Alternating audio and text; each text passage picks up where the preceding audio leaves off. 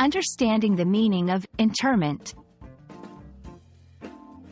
Hello everyone, and welcome back to our English language learning channel. Today, we have an interesting topic to discuss: the meaning of the word interment. Whether you're a student, a professional, or just someone looking to improve their English, this video is for you. We will break down what interment means, how to use it in sentences, and provide some examples to make it crystal clear.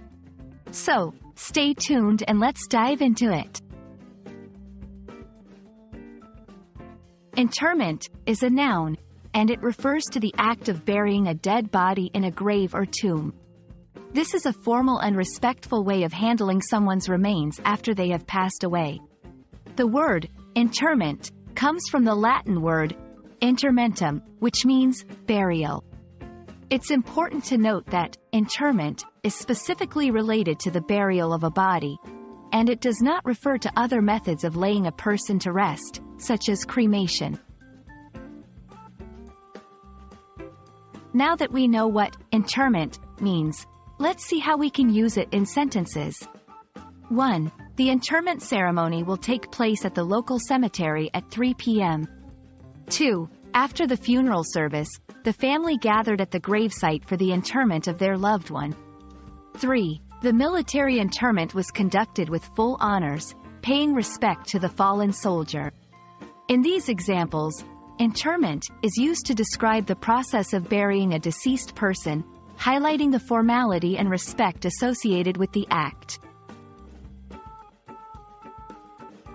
It's common for people to confuse interment with internment. While they sound similar, they have completely different meanings. Internment refers to the act of detaining or confining someone, often in the context of prisoners of war or civilians during a time of conflict. It's crucial to be mindful of this difference, especially in formal writing or speech, to avoid misunderstandings. And there you have it, a comprehensive guide on the meaning of interment. We hope this video has clarified any confusion and enriched your English vocabulary. Remember, practice makes perfect. So try to use interment in your sentences to get comfortable with its usage. Thank you for watching, and see you in the next video.